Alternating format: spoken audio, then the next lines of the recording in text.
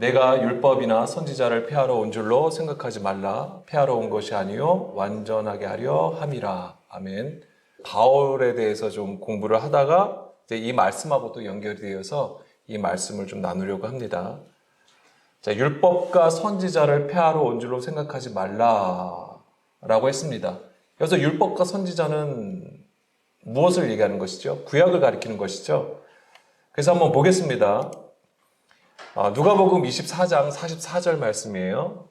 또 이르시되 내가 너희와 함께 있을 때에 너희에게 말한 바 곧 모세의 율법과 선지자의 글과 시편에 나를 가리켜 기록된 모든 것이 이루어져야 하리라 한 말이 이것이라 하시고, 모세의 율법과 선지자의 글과 시편에 나를 가리켜 기록된 것이라고 말하고 있습니다. 여기서 그래서 모세의 율법, 선지자의 글, 시편, 이것은 다 이제 구약을 얘기하는 것이고, 그것은 예수님을 기록한 것이라고 적고 있는 것이죠. 구약 전체가 바로 예수 그리스도를 가리킨다고 하는 것이죠. 오늘 이제 그런 부분들을 다룰 겁니다. 그 다음에 누가복음 24장 25절 말씀도 볼게요. 이르시되 미련하고 선지자들이 말한 모든 것을 마음에 더디 믿는 자들이요. 자, 이것은 무슨 얘기죠? 이 누가복음 24장은 엠마오로 가는 두 제자에게 말씀하신 거예요. 그리스도가 이런 고난을 받고 자기의 영광에 들어가야 할 것이 아니냐 하시고, 이에 모세와 모든 선지자의 글로 시작하여 모든 성경에 쓴 바 자기에 관한 것을 자세히 설명하시니라 라고 했습니다. 자, 이제는 여기서 우리가 복음서에 보게 되면은 모세의 율법, 선지자의 글, 시편, 이것이 구약이라고 했잖아요. 그런데 이것을 예수님을 말씀하신 거라고 했습니다. 그런데 우리가 좀 더 정확하게 알아야 되는 것은 아까 24장 44절에서도 나를 가리켜 기록된 모든 것이 이루어져야 한다고 했거든요. 그럼 그 모든 것이 이루어진다라고 했을 때 누가복음 24장 25절, 27절 말씀에서는 뭐라고 했냐면 바로 그리스도가 이런 고난을 받고 자기의 영광에 들어가야 할 것이 아니냐라고 하는 것이죠.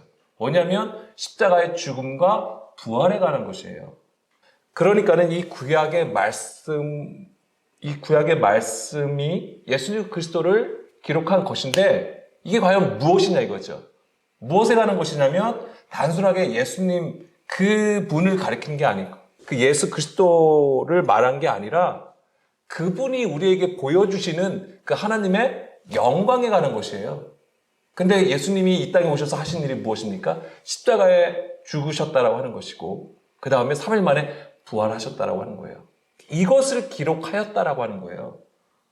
그러면 구약의 모든 말씀들이 예수님의 십자가를 기록하고 부활을 기록한 것이냐? 자, 우리는 이제는 이거를 그 사건으로만 보면은 그 말은 맞지 않아요. 이 죽음이 무엇이고 부활이 무엇인지에 대해서 알아야 된다고 하는 것이죠. 그것을 구약에서 하나님께서 말씀하신 것이고, 예수 그리스도를 통하여서 그것을 우리에게 가르쳐 주시고 보여주셨다라고 하는 것이죠. 요한복음 5장 46절입니다. 모세를 믿었더라면 또 나를 믿었으리니 이는 그가 내게 대하여 기록하였습니다. 그러나 그의 글도 믿지 아니하거든 어찌 내 말을 믿겠느냐 하시니라. 자, 모세를 믿었더라면 나를 믿었다. 이게 뭐죠? 바로 구약을 얘기하는 것입니다.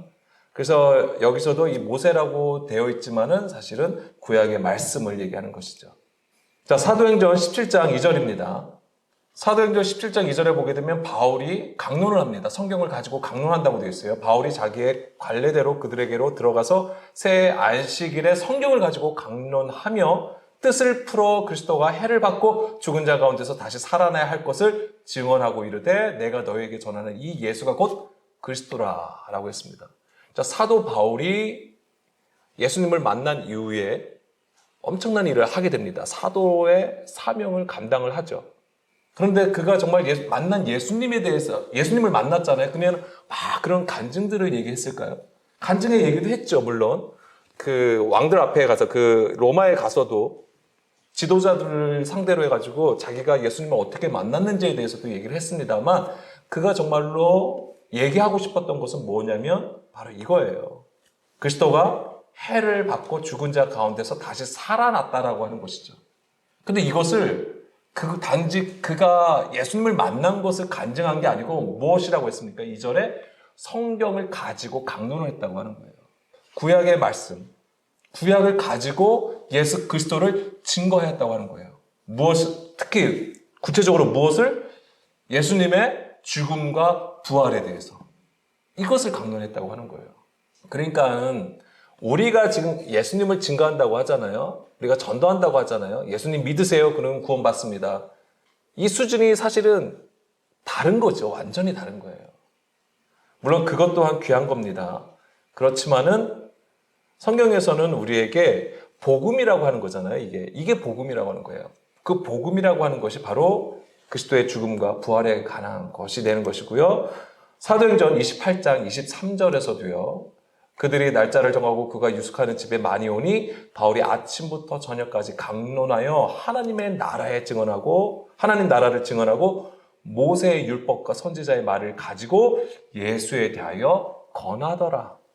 그러니까 사도 바울은 끝까지 이 하나님 나라에 대해서 증거했어요. 근데 그 하나님 나라와 뭐하고 얘기하면 모세의 율법과 선지자의 말을 가지고 구약의 말씀을 가지고 예수에 대하여 증거하였다고 하는 거예요. 자, 예수님께서 오셔서 하신 것이 무엇입니까? 처음에 말씀하신 것이 뭐죠? 선포하신 것이 회개하라, 천국이 가까이 왔다. 하나님 나라의 복음을 말씀하셨다라고 하면서 회개하라, 천국이 가까이 왔다라고 하는 거예요. 회개와 천국이 가까이 왔다라고 하는 거. 천국이 무엇입니까? 하나님 나라잖아요. 이게 풀었으면은 하나님께서 다스린다고 하시는 거예요.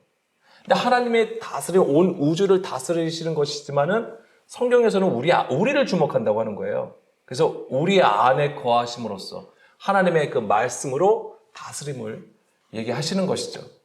그러니까 사도 바울은 무엇을 증거하였습니까? 하나님 나라의 복음을 증거한 거예요. 그런데 그것이 구체적으로 예수님의 죽음과 부활이라고 하는 것이죠. 그것이 복음이었던 거예요. 그래서 우리가 실제적으로 예수 그리스도의 죽음에 참여함으로써 부활의 삶을 사는 것이 우리한테 기쁜 소식이 되는 겁니다. 그게 유한겔리온, 복음이라고 하는 거예요. 잘 생각하셔야 돼요. 그냥 우리의 삶이 더 나아지는 거, 이것이 기쁜 소식이 아니에요.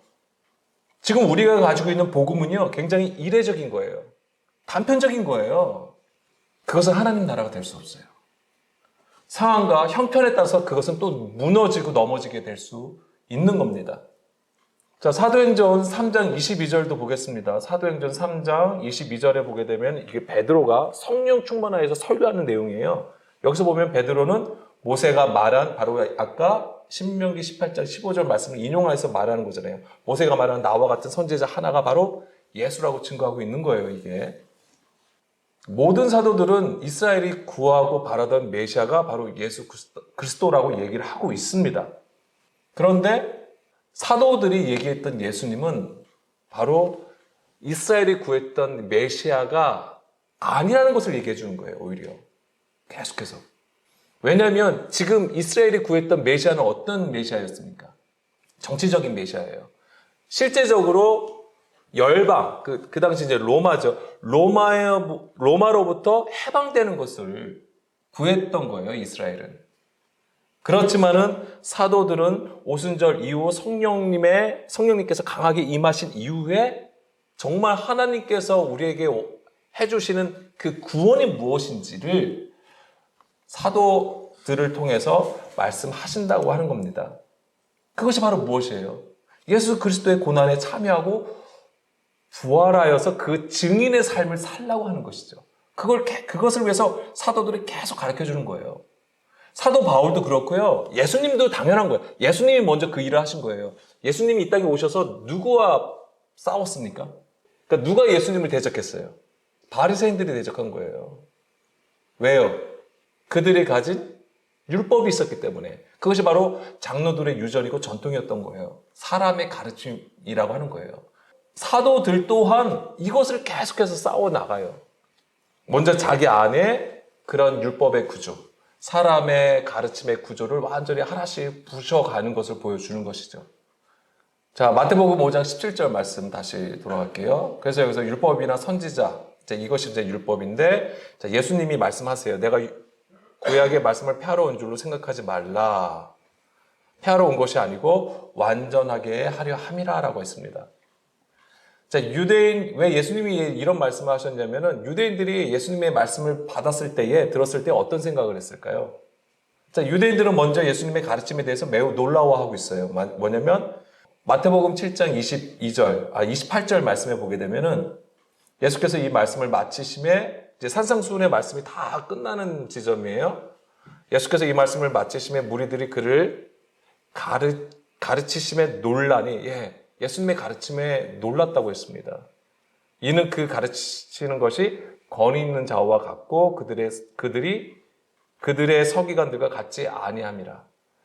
예수님의 말씀에 놀라워해서 굉장히 깨달음을 가진 자들도 있을 것이지만 대부분 어떤 생각을 했을까요? 특히 이 종교 지도자들은 자기들의 것과 달랐던 거죠. 자기들이 가지고 있는 율법이랑 너무나도 달랐던 거예요. 그러면 어땠을까요? 싸울 수밖에 없는 거죠. 자기들의 것을 지켜야 되니까. 그래서 계속해서 예수님을 대적하게 되어 있어요. 이 바리새인들이. 그런 모습을 계속 보여주는 것이고, 사실은 사도 바울도 바리새인이에요. 그도 예수님을 대적했었던 자였던 것이죠. 그건 나중에 잠깐 볼게요. 그러니까는 이 유대인들 입장에서는, 특히 바리새인들 입장에서는 예수님의 그 가르침이 어떻게 보이냐면 마치 율법을 폐하러 온 것처럼 보여졌던 것이죠. 그렇지만 예수님은 구약의 말씀을 폐하러 온 것이 아니다. 완전하게 하기 위해서 왔다라고 하시는 것입니다. 여기서 완전하게 한다라고 하는 것은 다시 마태복음 5장 17절이요. 완전하게 한다라고 하는 것은 예수님께서 율법의 모든 항목을 하나하나 다 일일이 지켰다고 하는 것이 아니에요. 무엇을 얘기하는 거냐면 그 은혜와 진리의 충만한 가운데 있음을 얘기하는 거예요. 충만한 거. 성령 충만한 가운데에 그 본질로 행하고 있음을 예수님이 말씀하신 것입니다. 완전하게 하다, 플레로. 그래서 가득하게 하다, 완성하다라는 뜻을 가지고 있습니다. 완전하게 하는 것, 율법을 완성하는 것이 무엇인가라고 했을 때 예수님은 그것을 위해서 바로 십자가의 죽음과 부활을 우리에게 보여주신 것이죠. 누가복음 24장 44절, 아까 처음에 읽었던 말씀인데 여기서도 보게 되면은 내가 너희와 함께 있을 때에 너에게 말한 바 곧 모세의 율법과 선지자의 글과 시편의 나를 가리켜 기록된 모든 것이 이루어져야 한다. 모든 것이 완전하게 되는 것. 무엇을 말씀하신 거예요? 그리스도가 고난을 받는 것. 십자가를 가리키는 것이고요. 제3일에 죽은 자 가운데서 살아나신 것을 말씀하신 거예요. 그리고 밑에 보게 되면은 그래서 이르시되 그리스도가 고난을 받고 제3일 죽은 자 가운데 살아날 것과 또 그의 이름으로 제3을 받게 하는 회개가 예루살렘에서 시작하여 모든 족속에게 전파될 것을 기록되었다라고 되는 거잖아요. 자, 요한복음 2장 19절. 자, 완전하게 되기 위해서는 예수님께서 하신 일이 무엇이죠? 바로 십자가인데 그것을 이제 성전을 헐라라고 말씀을 하시는 부분입니다. 요한복음 2장 19절에 보게 되면은 예수님께서 너희는 이 성전을 헐라. 내가 사흘 동안에 일으키리라. 어마어마한 거대한 그 성전을 헐라고 얘기합니다. 그 성전이 상징하는 것은 무엇입니까? 돌성전이잖아요. 그러니까 이스라엘의 굳은 외식. 그들이 율법, 사람의 가르침으로 익숙하여서 열심으로 드리는 그 율법의 구조를 얘기하는 거예요. 성전 유대교의 구조를 상징하는 것이 바로 당시 이스라엘이 가진 성전이 상징하는 겁니다. 이것을 헐라고 하시는 거예요. 그러면 내가 일으키리라. 사흘 동안에. 유대인들이 이럴 때 이 성전은 46년 동안의 지역으로 내가 3일 동안에 일으키겠느냐. 그러니까는 예수님은 무엇을 말씀하신 겁니까? 자기의 육체를 허신 것, 십자가의 죽음을 얘기하신 거잖아요. 그런데 유대인들은 무엇을 얘기합니까? 그들이 가진 경험, 그들이 가진 역사, 그들이 가지고 있는 지식이라고 하는 것을 가지고 예수님을 지금 평가하고 있는 거예요. 예수님이 말씀하신 거에 절대 그렇게 할 수가 없다라고 하는 거예요. 그러나 예수는 성전된 자기 육체를 가리켜 말씀하신 것이다. 자, 근데 이 19절부터 21절을, 22절 보게 되면 죽은 자 가운데서 살아나신 후에야 제자들이 이 말씀하신 것을 기억하고 성경과 예수께서 하신 말씀을 믿었다라고 되어 있어요. 그러니까 그 당시에는 그 누구도, 제자들조차도 이것을 깨닫지 못하였다고 하는 것이죠. 언제? 예수님이 죽은 이후 다시 살아나신 이후에 비로소 알게 되었다고 하는 거예요. 그 얘기는 뭐예요? 오순절에 성령 강림 이후에 알게 되었다고 하는 거예요. 올바른 지식 없이 자기의 의로 세워진 성전을 예수님께서 폐하신 것이죠. 이것이 바로 복음이라고 하는 거예요. 성전을 헐라 내가 사흘 동안에 세우리라. 이것이 바로 복음이라고 하는 거예요. 이것을 구약에 이것을 기록을 하셨다라고 하는 거예요. 자, 로마서 10장 4절입니다. 그리스도는 모든 믿는 자에게 의를 이루기 위하여 율법의 마침이 된다. 이 율법의 마침이라는 것이 바로 온전케 된 것을 얘기하는 거예요. 물론 이제는 더 깊게 나가면 우리가 좀 자세하게 보면 이것이 이제 율법의 마침이 되는 것은 이제 사랑하고 관련되어 있는 거예요. 사랑. 그래서 여기서 이제는 또 사랑 얘기를 하게 되면은 더 오래 걸리기 때문에 그것은 나누지 않고요. 자, 이 율법의 마침이 되는 것은 자기의 의로 된 성전이 무너지고 예수님의 말씀을 따라 성령께서 진리 가운데로 인도하셔서 세워진 성전이 되는 것을 얘기하는 거예요. 그러니까 그 진리 가운데로 우리가 나가는 것은 곧 우리가 하나님이 거하시는 처소로 세워지는 것을 의미하는 것입니다. 다시 마태복음 5장 17절로 돌아가서 율법을 폐하러 온 것이 아니라 완전하게 하려 한다는 것을 강조하신 말씀, 이제 그것이 무엇인지를 좀 더 구체적으로 가르쳐 주신 말씀이 그 이후에 나오는 거예요. 18절에 보게 되면 진실로 너에게 이르노니 천지가 없어지기 전에는 율법의 1.1획도 결코 없어지지 아니하고 다 이루리라. 여기서 1.1획이라고 하는 것은 무엇을 얘기하냐면 본질을 얘기하는 거예요. 말씀의 본질을 가리키는 겁니다. 근데 실제적으로도 히브리어 알파벳 중에서 가장 작은 게 요드라고 되어 있어요. 우리가 흔히 보는 이제 쉼표 같은 모양이에요. 그래서 사실은 1점 할 때도 점이 이오타라고 해가지고 점이란 뜻을 가지고 있는데 어떤 것의 가장 작은 부분을 의미하는 거예요. 그런 뜻을 가지고 있어요. 그것 자체가. 1핵, 케라이아. 이것도 뭐냐면 뿔과 같은 것이죠. 그래서 이 요드라는 단어를 확대하면 사실 두 개의 뿔이 있어요. 위하고 아래에 뿔이 두 개가 있습니다. 이제 그런 부분도 우리가 자세히 보면 좋겠지만은 여기서는 생략을 하겠습니다. 어쨌거나 이 율법의 1.1획이라고 하는 것은 이제 율법의 본질을 가리키는 말씀이 되고요. 그래서 천지가 없어지기 전까지는 율법의 1.1획이 결코 없어지지 아니한다고 했는데 바로 이것이 무엇이냐면 바로 처음 하늘과 처음 땅이 사라지기까지 하나님의 말씀이 계속해서 일하신다고 하는 거예요. 하나님께서 원하시는 그 방향으로 계속 인도해 가신다고 하는 것이죠. 그것을 바로 예수 그리스도를 통해서 우리에게 가르쳐 주시고 보여주시는 거예요. 그것이 무엇인지를. 자, 마가복음 13장 31절에서도 보게 되면은 천지는 없어지겠으나 내 말은 없어지지 아니한다고 하신 거잖아요. 이 천지가 없어진다고 하는 것은 계시록 21장 1절이죠. 새하늘과 새 땅을 보는데 그 새하늘과 새 땅이 나타나려면 처음 하늘과 처음 땅이 없어져야 하는 것이죠. 자, 그런데 이 처음 하늘과 처음 땅이 없어지고 새 하늘과 새 땅이 생기는데 이것이 무엇이냐면 2절에 거룩한 성 새 예루살렘이 되는 것입니다. 그리고 그것은 또한 신랑을 위하여, 남편을 위하여 신부가 단장한 것, 이것을 얘기하는 것이죠.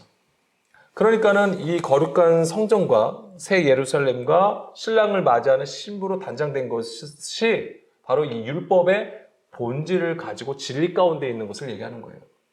그러니까 같은 거예요. 새 예루살렘 성전.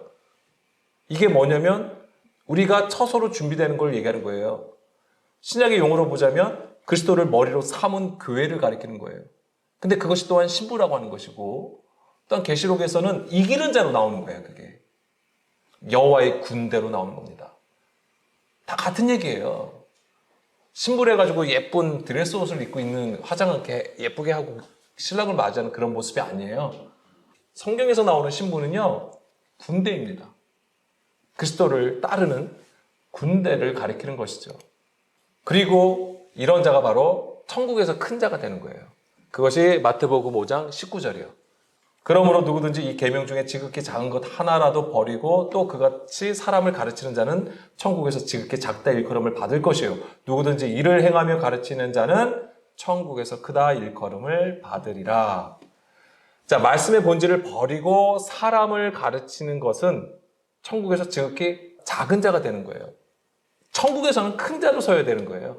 근데 천국에서는 오히려 작은 자가 되는 거고, 반대로 말씀을 듣고 본질로 행하는 자는 천국에서 크다라고 말씀을 하시는 겁니다.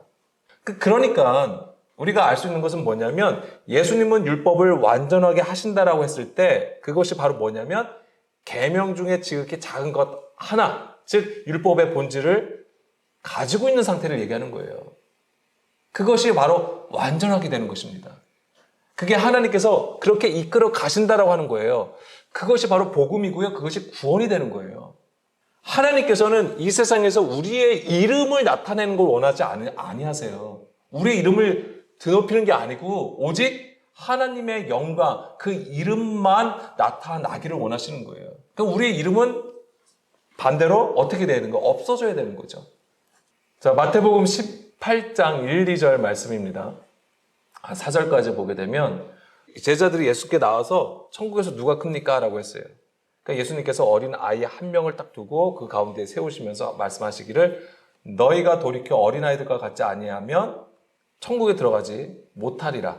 그러므로 누구든지 이 어린아이와 같이 자기를 낮추는 사람이 천국에서 큰 자다라고 얘기를 했습니다. 정말 어린아이가 천국에서 크다고 말씀하시는 게 아니죠. 거기서의 초점은 뭐냐면 자기를 낮추는 자라고 하는 거예요. 작은 자를 어린아이를 보여주면서 지극히 작은 자에 대해서 지금 얘기해 주시는 거고, 그 지극히 작다라고 하는 것은 바로 자기를 낮추는 자를 얘기하는 거예요. 그러면서 5절 보게 되면은 또 누구든지 내 이름으로 이런 어린아이 하나를 영접하면 곧 나를 영접한다. 다른 말씀에서는 지극히 작은 자 하나를 영접하는 것이 곧 나를 영접한다라고 말씀을 하시잖아요. 예수님을 영접한다는 것은 무슨 얘기입니까? 예수님의 말씀을 듣고 지킨다라는 의미예요. 그런데 이 어린아이가 된다라고 하는 것이 바로 그걸 얘기하는 거예요. 지극히 작은 자가 된다라고 하는 것은 주의 말씀을 듣는, 그래서 나의 뜻이 없어진 상태를 얘기하는 거예요. 그러니까 나의 뜻이라고 하는 것이 바로 육신의 생각이죠. 성경은 이 육신의 생각은 하나님과 원수가 된다라고 했습니다. 하나님의 말씀을 지독하게 듣지 않는 구조를 얘기하는 거예요. 그래서 이 낮추는 자를 얘기하시는 건데, 그래서 우리가 잘 기억을 해야 될 것이 뭐냐면 하나님께서는 이스라엘을 애굽에서 이끌어 내셨어요. 그런데 그 약속의 땅으로 가기 이전에 광야에 머물게 하십니다. 왜 그렇게 하신다고 하셨죠? 신명기 8장에 보게 되면 우리를 줄이고 낮추시기 위해서라고 했습니다. 근데 그것이 왜 줄이고 낮추시게 하시는 거냐면, 왜 만나를 주셨냐면은 하나님의 말씀을, 하나님의 계명을 지키는지 안 지키는지 시험하신다라고 하는 부분이에요. 그 얘기는 완전하게 하나님께서 예수님께서 율법을 폐하러 오신 것이 아니라 완전하게 하시는 그 말씀은 어떤 종착점에 대해서 말씀하신 게 아니라 과정이라고 하는 것입니다. 계속해서 우리는 사실 그 완전함에 들어갈 수가 없어요. 육신을 가지고 있는 이상은 우리가 스스로 하나님 앞에 의로운 게 하나도 없다라고 하는 거예요. 그럼 뭐냐면 그 방향을 따라서 하나님께서 정하신 주의 길로 행하여 나가는 여정이라고 하는 것이죠. 그래서 사도들이 계속 얘기했던 것이 뭐냐면 믿음의 인내를 가져라고 하는 거예요. 자, 이런 그림들을 통해서 우리는 이 구약에서 좀 보겠습니다. 구약에서 어떤 것들이, 그러니까 이런 마태복음 5장 17절에서 19절의 말씀, 자, 이런 것들이 구약에서는 어떻게 예수 그리스도로 표현됐는지를 보려고 하는데요. 사도 바울 얘기입니다. 자, 사도 바울 하면은 우리가 이방인의 사도로 부르심을 받은 자이잖아요. 그러나 그가 처음부터 예수님을 잘 믿었던 자가 아니었습니다. 오히려 예수님을 핍박하였던 자였죠. 자, 사도행전 26장 4절입니다. 내가 처음부터 내 민족과 더불어 예루살렘에서 젊었을 때에 생활한 상황을 유대인이 다 아는 바라. 일찍부터 나를 알았으니 그들이 증언하려 하면 내가 우리 종교의 가장 엄한 팔을 따라 바리새인의 생활을 하였다라고 하는 것이죠. 그러니까 굉장히 엄격한 율법 안에 있었음을 얘기하는 것입니다. 그리고 9절에서 12절인데요. 나도 나사렛 예수의 이름을 대적하여 많은 일을 행하여야 될 줄 스스로 생각하고. 자, 여기서 볼게요. 많은 일을 행한다고 하는 부분이에요. 이런 것들이 다 사람의 일이라고 하는 것이고, 엄청난 열심을 낸 것이 바로 나사렛 예수의 이름을 대적한 것이 됩니다. 10절에 예루살렘에서 이런 일을 행하여 대제사장들에게서 권한을 받아가지고 많은 성도를 옥에 가두며 또 죽일 때에 내가 찬성 투표를 하였고 또 모든 회당에서 여러 번 형벌하여 강제로 모독하는 말을 하게 하고 그들에 대하여 심히 격분하여 외국 성에까지 가서 박해하였고 지금 자기가 하나님을 대적한 일을 지금 상세하게 적고 있어요. 그 일로 대제사장들의 권한과 위임을 받고 다메섹으로 갔나이다. 그 다음에 이제 다메섹에서 무슨 일이 일어났는지 여러분 다 아실 겁니다. 자, 바울 이전에 이름이 뭐였습니까? 사울이었잖아요. 사울이라는 이름을 가지고 그가 예수의 이름을 대적하였다라고 하는 거예요. 그리고 다메섹으로 가는 중에 이제 예수님을 만나게 되는 것이죠. 근데 여기서 보게 되면은 그가 교회를 핍박했잖아요. 예수를 박해했어요. 근데 이것을 사울은 뭐라고 했습니까? 이게 하나님의 일이라고 했던 거예요. 그것이 하나님을 향하여 충성하는 것이라고 했던 것이죠. 믿음 있는 행동이라고 했던 거예요. 그 당시에 사울의 입장에서는 뭐예요? 그것이 하나님을 향한 믿음이라고 생각했던 거예요. 그래서 엄청난 열심을 내었던 것이죠. 그게 바로 종교적인 열심이에요. 이걸 생각해야 돼요. 우리가 또한 가지고 있는 이 종교적인 열심이 우리는 지금 하나님을 위하여, 교회를 위하여 하는 일이라고 하지만은 그것이 어쩌면 하나님을 대적하는, 예수님을 대적하는 일이 될 수 있다고 하는 겁니다. 근데 우리가 이걸 전혀 감지를 못하죠. 자, 요한복음 16장 2절 볼게요. 요한복음 16장 2절 보게 되면 사람들이 너희를 출교할 뿐 아니라 때가 이르면 무릇 너희를 죽이는 자가 생각하기를 이것이 하나님을 섬기는 일이라. 자, 보세요. 이게 지금 반대 입장이잖아요. 예수님을 핍박하는 자들의 입장에서는 뭐냐면 아니면 율법으로 같은 교회에 있어도 율법으로 정죄하는 그것이 무엇이라고 생각하냐면 그것이 하나님을 섬기는 일이라고 생각을 한다고 하는 거예요. 근데 왜 이런 일을 할까요? 그것이 이제 3절에 적혀 있습니다. 그들이 이런 일을 할 것은 아버지와 나를 알지 못하기 때문이다 라고 얘기를 하시는 거예요. 그러니까 사도 바울이 얘기한 것처럼 올바른 지식이 없어서 사람의 열심을 가지고 하는 거예요. 올바른 지식이 없는 거. 이 올바른 지식이 뭐예요? 하늘로부터 오는 지식을 얘기하는 거잖아요. 그리스도를 알지 못하니까.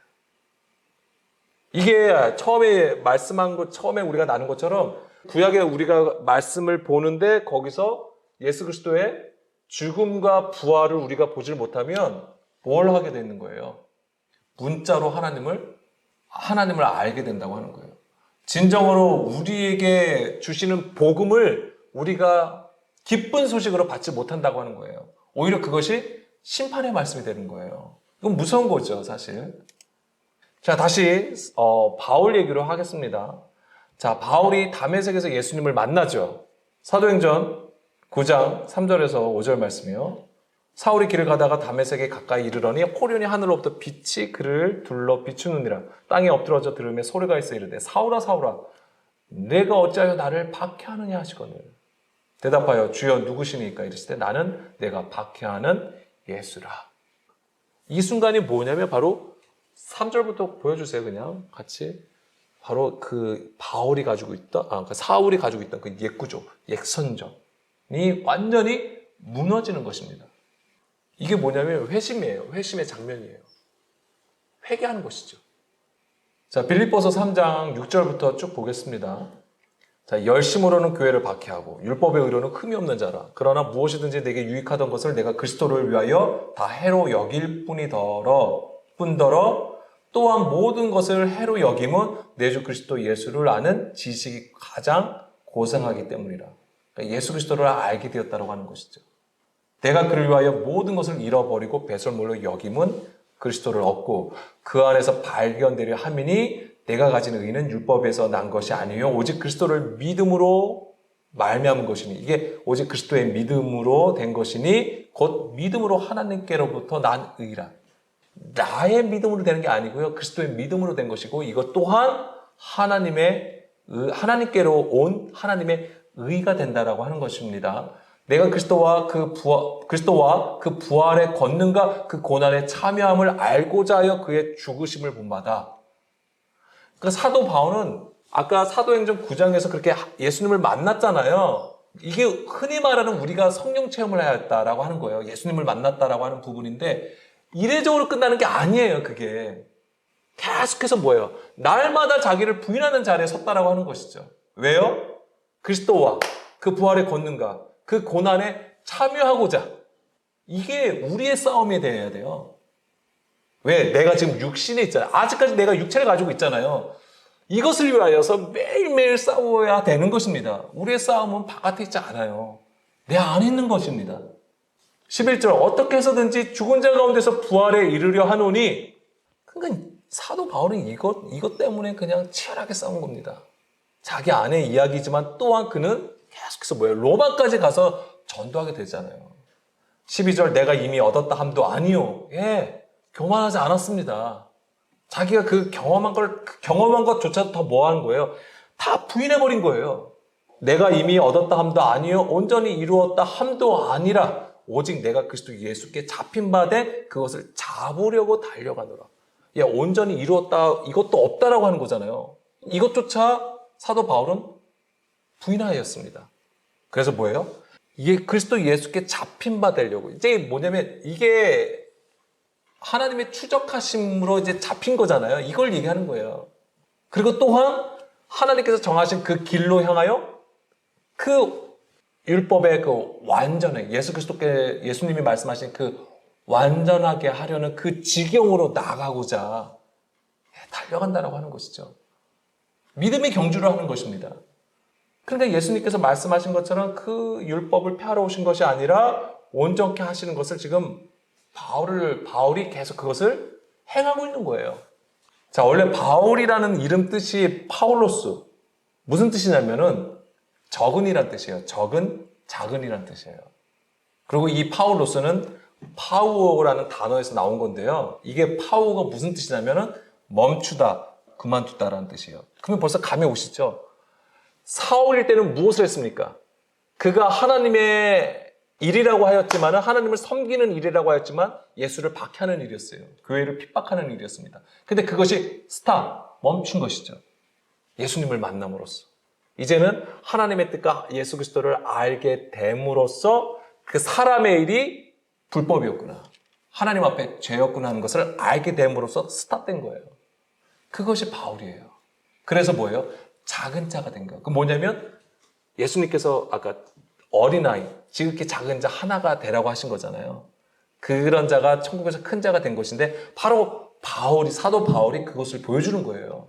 그래서 그 이름 파울로스가 적은, 작은이라는 뜻을 가지고 있는 것이죠. 고린도전서 15장 9절에서 10절인 말씀이에요. 나는 사도 중에 가장 작은 자라. 이걸 고백합니다. 가장 작은 자래요.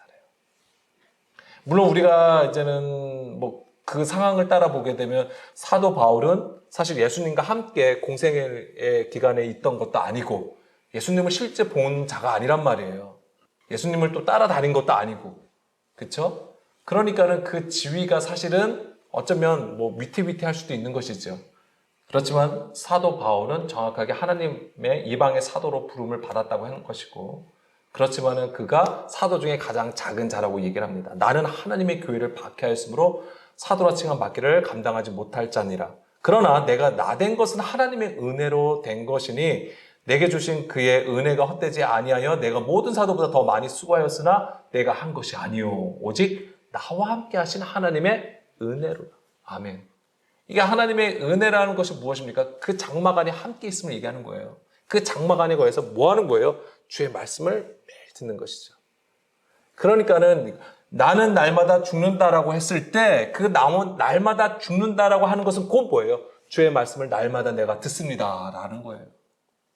그것이 생명의 양식이 된다라고 하는 것이죠. 그게 부활이 돼. 그러니까 날마다 내가 죽는다. 죽음이잖아요. 근데 무엇으로 부활하는 거예요? 주의 말씀을 먹음으로써 생명을 갖게 된다라고 하는 것이죠. 그리고 그것을 살아가야 돼요. 그것을 위해서 사도 바울이 한 것이 무엇입니까? 전도한 거예요.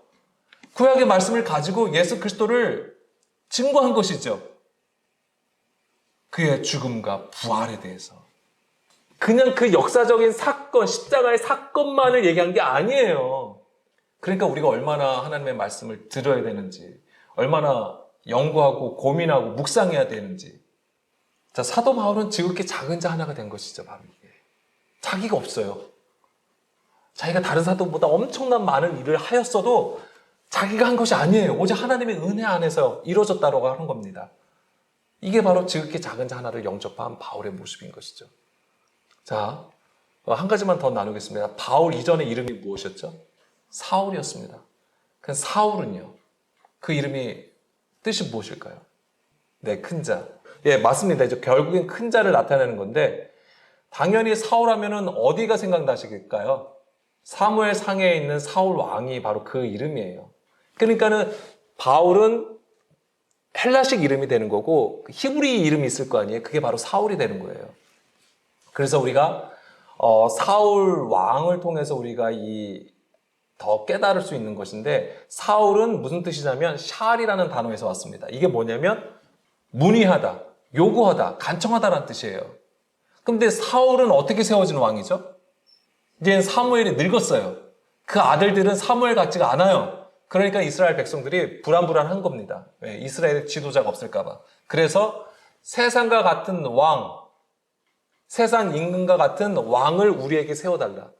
자기들을 위하여서, 이스라엘을 위하여서 싸울 수 있는 왕을 세워달라고 요구를 합니다.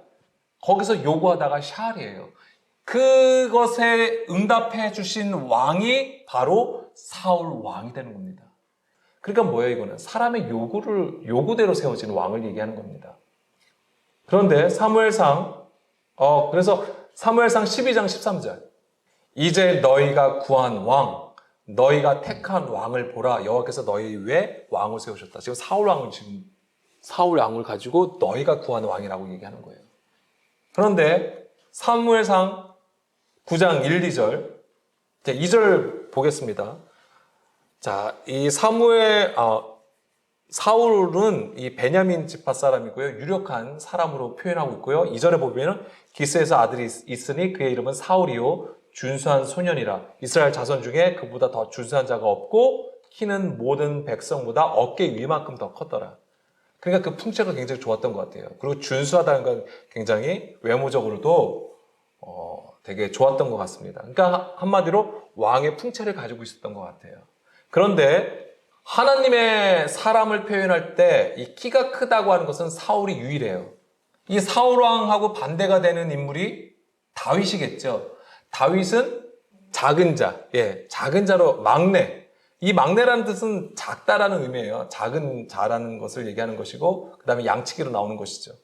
여기서 이제 키가 크다라고 했잖아요. 이 키가 크다가 가보아라고 써 있는데요. 가보아. 이게 높아진이란 뜻이에요. 높아진.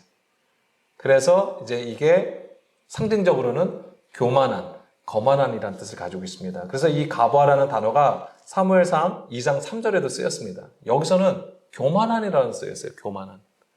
사무엘상 2장 3절에 보게 되면 심히 교만한 말을 다시 하지 말 것이요 오만한 말을 너희 입에서 내지 말지어다. 여기서 교만한 말이 가보아가 되는 거예요.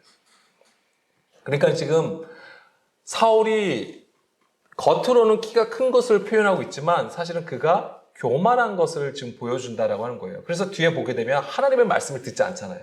그래서 제사도 자기 마음대로 드리는 것이고 그런 모습을 우리가 보게 되는 것이죠. 그러니까는 사울 왕은 하나님께서 비록 세우신 것이지만 기름 부으셨지만은 그는 계속 무엇을 보여주시냐면은 무엇을 보여주게 되냐면 하나님의 말씀을 듣지 않는 구조를 보여주게 되는 거예요.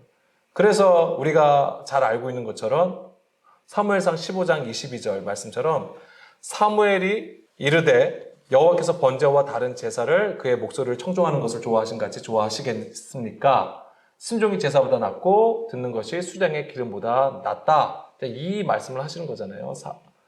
이게 뭐예요? 아말렉과의 전투에서 승리했어요. 하나님께서 명령하신 것이 무엇입니까? 모든 것을 다 진멸하라고 했는데 좋은 것을 남겨두네요. 하나님의 말씀을 청종하는 것이, 순종하는 것이 더 낫다라고 하는 거예요. 아무리 좋은 제사를 할지라도. 그리고 이전에 이미 벌써 사울은 하나님의 말씀을 듣지 않아요. 삼상 13장 12절 그래서 보게 되면은 이제 이것은 이제 블레셋과의 싸움을 앞두고 있는데 사무엘이 와서 제사를 드려야 돼요. 근데 사무엘이 늦어져요. 그러니까는 사울 왕이 독단적으로 제사를 지내게 됩니다. 그러니까 뭐라고 했습니까? 13절 사무엘이 사울에게 이르되 왕이 망령되이 행하였도다. 왕이 왕의 하나님 여호와께서 왕에게 내신 명령을 지키지 아니하였도다. 그리하였더라면 여호와께서 이스라엘을 위해 왕의 나라를 영원히 세웠을 것이다. 자, 여기서도 보면 사울을 통해서 하나님은 하나님의 나라를 영원히 세웠을 거래요. 근데 조건이 뭐예요? 하나님의 말씀을 들었을 때. 그러니까 14절 지금은 왕의 나라가 길지 못할 것이요 여호와께서 왕에게 명령하신 바를 왕이 지키지 아니하였으므로 여호와께서 그의 마음에 맞는 사람을 구하여 여호와께서 그를 그의 백성의 지도자로 삼겠다라고 하시죠.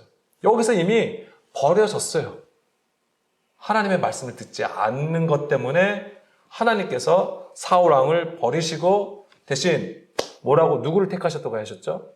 하나님의 마음에 맞는 사람을 구하여 이스라엘의 왕으로 세우시겠다고 하는 것이죠. 이게 누굽니까? 다윗이죠. 그래서 나중에 다윗은 어떤 자입니까? 막내라고 돼 있잖아요. 사무엘상 16장 11절. 이세의 아들들 중에서 여덟째예요. 근데 여기서 막내로 표현하고 있습니다. 막내가 바로 작다라는 의미예요. 그러니까 이런 것들이 지금 영적으로 뭘 우리에게 보여주냐면 바로 이 다윗이 천국에서 큰 자라는 것을 보여주시는 거예요. 계속해서. 그래서 나중에 이 다윗이 블레셋의 골리앗하고 싸우잖아요. 골리앗이 어떤 자로 표현되어 있죠? 키가 크다고 되어 있잖아요. 그러니까 사실 사울 왕과 골리앗, 블레셋의 영적 구조가 같아요. 할례 받지 않은 모습, 하나님의 말씀을 듣지 않는 구조를 계속 보여준다고 하는 것이죠. 다윗은 골리앗과 싸울 때 무엇을 가지고 나갑니까? 지팡이하고 물맷돌 5개를 가지고 나가잖아요. 이게 의미하는 게 무엇이죠? 말씀을 의미하는 거예요. 여호와의 이름으로 말씀을 가지고 골리앗을 대적한다고 하는 것이죠. 조금 이제 시간이 너무 많이 가서 여기서 정리하겠습니다. 그래서 사도 바울이 보여주는 건 뭐냐면 사울에서 바울이 되었다고 하는 거예요. 사람의 요구를 따라서 세상 임금이었는데 이것이 뭐가 되는 거예요? 그리스도와 함께 진정한 왕이 됐다라고 하는 것이죠. 이게 그러니까 사도 바울이 보여주는 거예요. 지금 이렇게 작은 자가 됐다고 하는 것이죠. 그래서 다시 사무엘상 얘기로 보자면 이스라엘의 왕을 하나님께서 세우실 때 처음엔 누굴 세우시죠? 사울 왕을 세웁니다. 그렇지만은 그 사울 왕을 패하시고 다윗을 이스라엘의 왕으로 세워주시죠. 그래서 그 뜻을 생각하시면서 하나님께서 어떻게 움직이시는가를 보셔야 돼요. 이게 바로 지금 마태복음 5장 17절의 말씀의 성취가 되는 거예요. 율법을 완전케 하시는 하나님의 일이라고 하는 거예요. 이게 바로 그리스도의 죽음과 부활을 얘기하는 거예요. 사울이 패하여지고 사울이 죽은 것은 뭐예요? 우리 안에 할례받지 않은 육신의 구조가 죽은 거죠. 이게 바로 예수님께서 죽으신 거예요, 십자가에. 그리고 그 다음에 사울 왕을 패하시고 누굴 세우신 것이죠? 다윗을 세우신 거예요. 막내고 양치기 했던 그 다윗을 세워주시는 것이죠. 그리고 다윗이 왕으로 기름 부음을 받았어도 한참 이후에 왕으로 세워지잖아요. 왕이 되는 거잖아요. 그동안 뭐 하는 거예요? 훈련받는 거예요. 하나님 앞에 매일 시험 받는 거예요. 그 믿음의 시험을 받는 것이죠. 환난이고 고난이에요. 그래서 그리스도의 고난에 계속해서 참여하여 나가는 것이죠. 다윗이. 그래서 진정한 이제 왕으로 세워지는 것이 바로 그 완전한 대로 나아가는 것을 보여주는 것이죠. 사도 바울도 마찬가지입니다. 사도 바울도 사울로서 하나님을 섬기는 일이었지만 교회를 핍박했죠. 그렇지만 그것이 이제 스탑되는 거예요. 예수 그리스도를 알게 됨으로써. 예수 그리스도의 그 죽음과 죽음에 참여하고 부활의 삶을 살아가는 것. 그래서 사울이 죽는 것이 바로 그리스도의 죽음이 되는 것이고 그가 사도 바울로서 하나님의 일, 선교하고 전도하게 된 것이 바로 부활의 삶으로 그 증인이 된 것이죠. 그것이 바로 부활의 삶이라고 하는 것입니다. 그게 율법을 완전하게 하는 거예요. 그것을 성취하는 것이죠. 오늘 우리에게도 마찬가지입니다. 오늘도 이 율법이 지금 우리가 가지고 있는 이 말씀이라고 하는 거예요. 이 말씀을 우리가 문자가 아니라 그 영으로, 생명으로 우리가 반드시 읽어야 되는 것이고 반드시 살아가야 되는 것입니다. 그것을 위해서 우리가 함께 기도하기를 원합니다.